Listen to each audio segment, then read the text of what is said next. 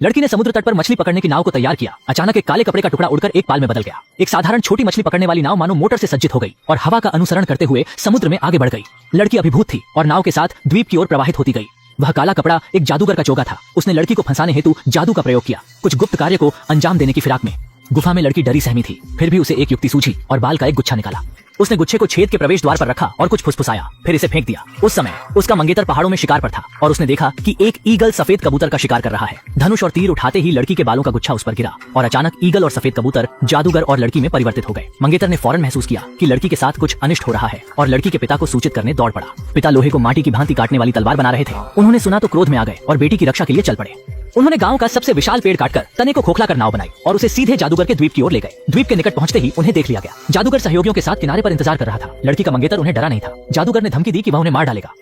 लड़की को छोड़ना बहुत आसान था, बस परीक्षा पास करनी थी। पहले चरण में सांपों की घाटी एमोशी गूचे थे में खेती करनी थी। लगा था दोनों डर जाएंगे, लेकिन दोनों निश्चिंत होकर पंडित से विदा हुए और किसी को उनके नाव को तोड़ने का आदेश दिया ताकि वे वापस न आ सकें। पिता एक बड़ा हथौड़ा चलाकर पत्थर तोड़ रहे थे। किसी को उसकी उत्कृष्ट फोर्जिंग धातुकारी कला का अंदाजा नहीं था। उन्होंने आग से एक लोहे का हल बनाया और दोनों आराम से घोड़ों को हाँकते हुए घाटी पार कर गए। पंडित ने देखा कि वे खाई पार कर गए हैं तो उन्हें समुद्र तट पर ले गए और उनकी टूटी हुई नाव दिखाने लगे, लेकिन दोनों ने पूरी तरह नजरअंदाज किया। पिता ने फिर से हथौड़ा चलाया और जल्द ही आग में से एक मजबूत नई नाव बननी शुरू हो गई। उसकी बनाई चीजों में कोई सानी नहीं और इस बार यह नाव अग्निकुंड से तेजी से समुद्री तट की ओर बढ़ गई और पंडित की सारी छोटी नावों को पलट दिया। पंडित प्रकट कर रहा था कि वह क्रोधित है, परंतु हृदय से वह प्रसन्न था। उसने लोहार से सोने का पहाड़ निर्मित करने की मांग की, तब कन्या को मुक्त किया जाएगा। लोहार ने उससे हंसी और भेड़ मांगी। इसके बाद उसने हंस का एक पर लिया, बकरी के कुछ बालों को आग में डाला, चावल डाले और हथौड़ा लेकर लोहार काम में जुट गया। जल्द ही खजाने का पर्वत निर्मित होने लगा। पर्वत साफ दिखने पर लोगों ने पानी डाल आग बुझा दी। जादूगर की आंखें चमकीले खजाने से चौंधिया गईं, जिस पर से सोने की डली गिरती जा रही थी। कंपाते हाथों से सोने की मुट्ठी ले जादूगर ने लद्दकी को मुक्त कर दिया। तीनों नाव पर घर लौट रहे थे और लड़की अपने मंगेतर से अपनी मुक्ति की कहानी सुना रही थी। सुनते ही कि उसके मंगेतर ने पिता को बचाने हेतु खजाना तैयार किया, वह माता पिता की विवशता से द्रवित हुई। उसे इस तरह देख मंगेतर समंदर में कूदा और खजाना मिटाने की ठानी। जादूगर ने आदर पूर्वक चाहे स्वागत किया हो, पर गुफा में हथियार नहीं ले जाने दिया। सो मंगेतर तलवार त्याग जादूगर के साथ खजाना गया। जादूगर ने गुप्त से जहरीला सर्प उठा मंगेतर को डसा और उसे समंदर में फेंकवाने लगा। माँ ने कुछ अनुभव किया और दौड़ गई अपने बेटे की चिंता में। बड़े वृक्ष ने बताया उसका बेटा जादूगर के द्वीप पर गया। उसने ऊंचे पर्वत से भी पूछताछ की। महान पर्वत ने कहा उसका सपूत जहरीले सर्प से घायल हो गया।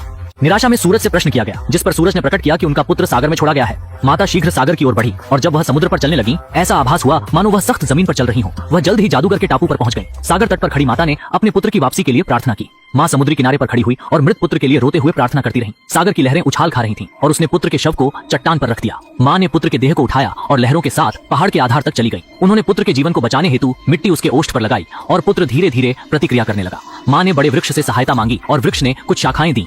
माँ ने रस बेटे के चेहरे पर डाला। बेटा फिर से हिला मार जागा नहीं, वह सूरज से प्रार्थना करे। एक किरण बेटे पर पड़ी, जल्द ही वह पूरी तरह से जाग गया। माँ ने अपने बेटे को जिताना मुश्किल से जिताया, लेकिन वह वापस जाकर बदला लेने के लिए आतुर था। माँ उसे रोक नहीं पाई, उसे जाने दिया।